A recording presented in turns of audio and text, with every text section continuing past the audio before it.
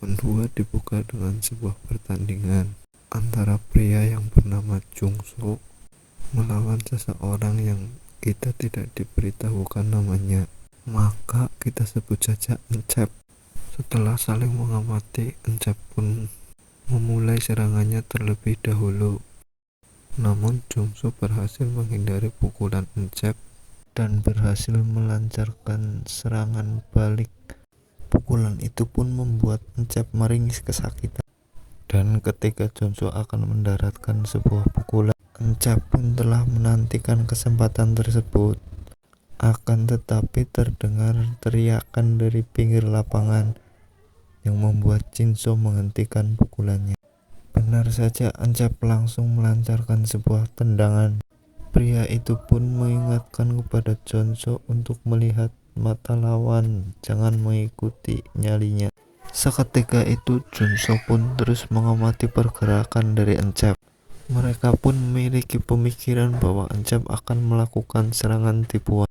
Dan benar saja, ketika Encep melakukan sebuah tendangan, tiba-tiba dia mengubah serangan menjadi pukulan.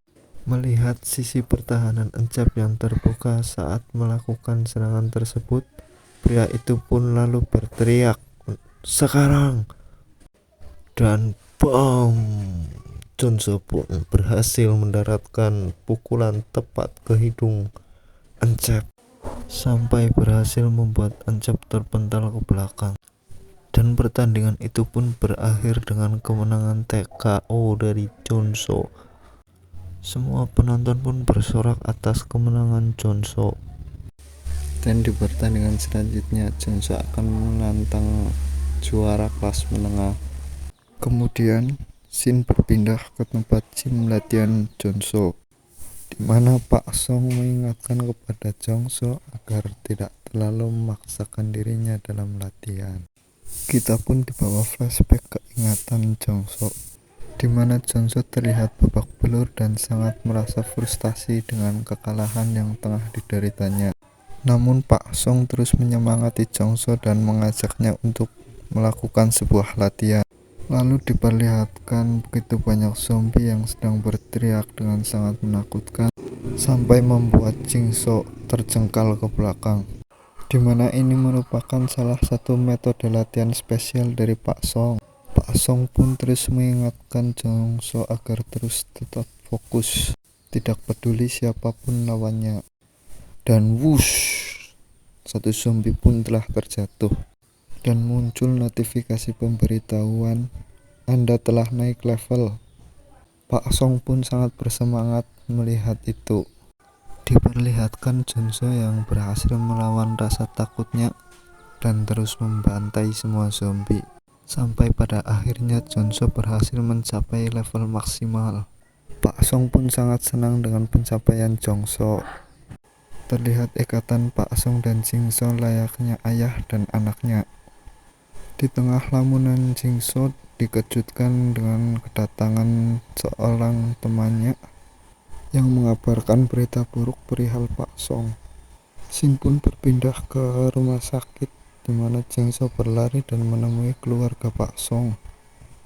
Jungso pun menanyakan apa yang terjadi dengan Pak Song, di mana sembari menangis istri Pak Song pun menjelaskan kalau ini katanya sebuah kecelakaan. Tak berselang lama, dokter pun keluar dari ruangan Pak Song dan sangat menyesalkan tidak dapat menolong Pak Song. Sontak hal itu membuat Jungso dan keluarga Pak Song merasa sangat terkejut. Kemudian scene memperlihatkan pertandingan Jungso. Karena masih memikirkan kejadian yang menimpa Pak Song, membuat Jungso berakhir menjadi samsak tinju. Penonton pun banyak yang mencemooh Jungso karena gerakan yang dibuat Jungso itu sangat membosankan, tidak seperti biasanya yang begitu sangat cepat dan tajam. Hal itu pun dibenarkan oleh teman Jungso, tapi dia harus tetap fokus pada pertandingan sekarang, ujarnya. Lawannya pun bergerak dengan sangat cepat dan berhasil melakukan gerakan takedown. Jungso pun terus-menerus mendapat bertubi-tubi pukulan. Lalu Jungso berusaha melepaskan gerakan tersebut dengan memutar tubuhnya. Akan tetapi Sang lawan melakukan pelanggaran dengan memukul kepala bagian belakang Jongso. Sontak hal itu pun diprotes oleh teman Jongso yang berada di pinggir lapangan. Teman Jongso pun menanyakan kondisi Jingso dan dijawab tidak masalah olehnya. Namun setelah itu berbeda dari yang dilihat orang lain. Jongso melihat lawannya itu berubah menjadi seorang monster yang sangat mengerikan. Hal itu pun membuat Jongso sangat terkejut dan muncul bayangan Pak Song yang tersenyum kepadanya.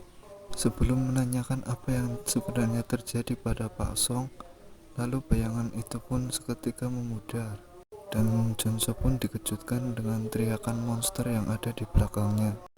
Namun hal itu hanyalah sebuah ilusi yang dilihat oleh Jongso. Yang sebenarnya terjadi, sang lawan akan melakukan pukulan kepadanya. Sebelum pukulan itu mengenai Jongso, Jongso sudah terjatuh dan berteriak sangat ketakutan. Kita dilihatkan sisi penglihatan Jongso di mana sang monster akan melakukan serangan dengan cakar yang sangat tajam. Wasit pun menghentikan pertandingan dan menyatakan Jongso tidak mampu melanjutkan pertandingan. Lalu timeskip kedua tahun setelahnya diperlihatkan sebuah restoran pizza yang tengah mendapat sebuah pesanan dan seorang kurir yang akan mengantarkan pesanan tersebut ke Jalan Itaewon nomor 33. Lalu diperlihatkan di sebuah gang terjadi sebuah kejar-kejaran. Pria yang tengah dikejar itu pun hampir tertabrak oleh pengantar pizza, namun dia berhasil menghindari dengan cara melompat. Berbeda dengan pria tadi, pria berambut jagung itu mengalami insiden dengan pengantar pizza. Sembari menahan rasa sakit di lengannya, pria berambut jagung itu kembali berjalan untuk mengejar pria berbaju putih tanpa memperdulikan si kurir. Si kurir pun menghela napas sembari melepaskan helmnya karena pizza yang akan dia antar telah hancur. Dan pria itu merupakan Jongso yang beralih profesi menjadi pengantar pizza. Sampai akhirnya pria berambut jagung berhasil mengejar pria berbaju putih.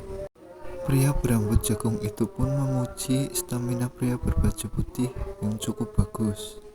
Pria berambut jagung itu pun berujar untuk menyerahkan ponselnya atau dia akan terluka. Sembari tersenyum, pria berbaju putih hanya mengatakan enyahlah.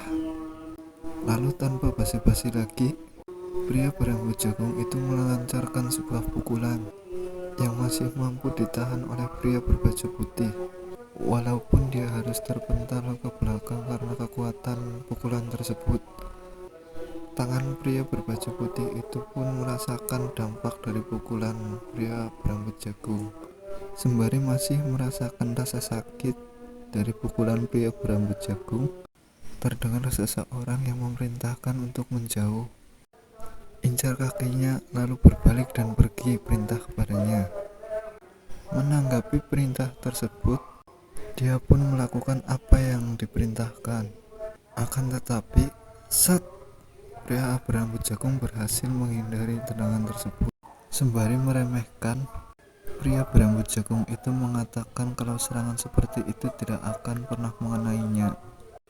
Pria berambut jagung melakukan serangan balik dengan menendang pria berbaju putih, sampai membuat pria berbaju putih itu terjatuh, dan sebelum mendarat di tanah, pukulan itu mendarat tepat di wajah pria berbaju putih. Pukulan itu pun seketika membuat pingsan pria berbaju putih dan merontokkan beberapa giginya. Setelahnya pria berambut jagung itu mencoba untuk mencari sebuah ponsel, tapi masih terdengar suara yang mengancam akan mencari orang kuat untuk mengalahkan pria berambut jagung. Dan pria berambut jagung itu mengambil earphone yang dipakai oleh pria berbaju putih, lalu membuangnya sembari mengucapkan bacot saja terus. Oi. Terlihat Jongso yang tengah sampai di belakang pria berambut jagung. Pria berambut jagung itu pun menanyakan apa yang harus dia lakukan. Apa maksudmu, bagaimana? Singkirkan dia dengan rapi. ujar seseorang yang berbicara melalui earphone yang dipakai pria berambut jagung. Tidak akan ada tindakan dari polisi. Kita bisa mengurus hal ini sendiri, tambahnya. Ding, terdengar notifikasi pemberitahuan di HP Jongso. Ternyata notifikasi itu berasal dari seorang yang membatalkan pesanannya kepada Jongso. Pelanggan itu menambahkan komentar negatif kepada Jongso, serta ada notifikasi dari tempat Jongso bekerja. "Di mana kau, bajingan?" tulisnya. Jongso pun hanya menghela napas dengan notifikasi yang muncul di HP-nya. "Kalau kau mengganti rugi, aku akan segera pergi," ucap Jongso pada pria berambut jagung. Pria itu pun menjawab berapa harga yang harus ia ganti rugi. Namun alih-alih membayar ganti rugi, pria berambut jagung itu malah melayangkan tendangan ke kepala Jongso. Dan saat sedikit lagi akan mengenai kepala Jongso, Jongso berhasil memblokir tendangan tersebut. Sembari tersenyum tipis, pria itu cukup terkesan dengan apa yang dilakukan oleh Jongso. Jongso pun menanyakan apa yang coba dilakukan pria tersebut. "Boleh juga kau berhasil memblokir itu," ucap pria itu kepada Jongso. Lalu Jongso bersiap memasang kuda-kuda untuk bertarung. Pria itu pun menanyakan pada Jongso apakah Jongso pernah mempelajari bela diri. Seketika ucapan itu pun bergema di telinga Jongso dan membuat Jongso ingat kembali tentang trauma masa lalunya. Mata Jongso pun terbelalak mengingat monster yang pernah muncul di ilusinya. Hal itu membuat jantung Jongso berdebar dengan sangat kencang. Jongso pun mengumpat kesal dengan apa yang sedang terjadi. "Sialan, ilusi itu lagi," ucap Jongso. Seketika wujud pria berambut jagung itu berubah menjadi monster yang sangat menakutkan, yang memiliki tinggi tubuh 2 kali lipat dari Jongso. Di pandangan Jongso, monster itu melakukan sebuah serangan dengan menggunakan cakar yang sangat tajam. Namun hal tersebut masih dapat diblokir oleh Jongso. Yang sebenarnya terjadi, pria berambut jagung itu melakukan sebuah pukulan pada Jongso. Jongso pun terus menguatkan dirinya kalau itu hanyalah sebuah ilusi. Monster itu pun meraung dengan sangat mengerikan. Hal itu pun membuat Jongso terjatuh dan merasa sangat ketakutan. Hal itu pun membuat pria berambut jagung merasa keheranan dengan apa yang terjadi pada Jongso. Terdengar perintah kepada pria berambut jagung untuk jangan bermain-main dan menyelesaikannya dengan cepat. "Siap bos," jawab pria berambut jagung itu. Jongso pun terus merangkak mundur karena melihat monster yang terus mendekatinya. "Aku harus kabur, aku harus lari," umpat Jongso sembari masih sangat ketakutan. Jongso pun dikejutkan dengan sebuah suara, "Woi, cepat ambil earphone ini." Monster itu pun masih mengerang di depan Jongso. Akhirnya Jongso menyadari kalau suara itu berasal dari sebuah earphone. Jongso pun mengambil earphone tersebut. Jongso pun masih bertanya-tanya, "Apakah ada yang mengawasiku?" ujar Jongso. Dan monster yang ada di ilusi Jongso menanyakan, "Apakah kau ingin mencobanya?" Suara itu pun mengatakan, "Kalau kau seorang lelaki, kau harus bertarung. Pakai ini di telingamu," perintahnya kepada Jongso. Di tengah kebingungan Jongso, sebuah tendangan tengah dilancarkan oleh pria berambut jagung. Tendangan itu pun sampai membuat Jongso terpental beberapa meter ke belakang. Dia pun dibuat bingung oleh Jongso. Pasalnya, Jongso sedang berusaha memakai earphone di telinganya dan tengah bersiap dengan kuda-kudanya kembali. "Sepertinya kau tahu dasarnya. Jika kau mengalahkannya, akan aku belikan sepeda motor. Jadi ikuti perintahku," ucap suara yang keluar dari earphone Jongso. Pria berambut jagung itu pun berlari mendekati Jongso sembari mengatakan, "Jadi kau ingin mencobanya, dasar brengsek. Pertama-tama bajingan itu, amati gerakannya dan serang." Seketika kalimat itu mengingatkan Jongso dengan kalimat Pak Song. Diperlihatkan sebuah ingatan Jongso saat berlatih dengan Pak Song. Pak Song pun mengatakan pada Jongso untuk mengawasi gerakan lawannya lalu pukul. Dan Pak Song pun bergerak ke sisi sebelah kiri dari Jongso lalu melakukan sebuah tendangan. Hal itu pun masih dapat ditangkis oleh Jongso, tetapi dengan sangat cepat Pak Song melakukan sebuah pukulan. Sampai hal itu pun tidak disadari oleh Jongso. Sembari tersenyum, Pak Song juga mengatakan pada Jongso untuk tidak melupakan pukulannya. Kembali ke masa sekarang, perhatikan langkah dan pukulannya, pikir Jongso. Monster itu pun berlari dan akan menyerang Jongso. Sampai akhirnya Jongso berhasil melawan rasa takutnya. Dan seketika monster itu berubah kembali menjadi pria berambut jagung. Dan dengan sangat easy dek, pukulan pria berambut jagung itu berhasil ditangkap oleh Jongso. Pria berambut jagung itu pun merasa sangat keheranan, karena tinjuannya sangat mudah bisa ditangkap oleh Jongso.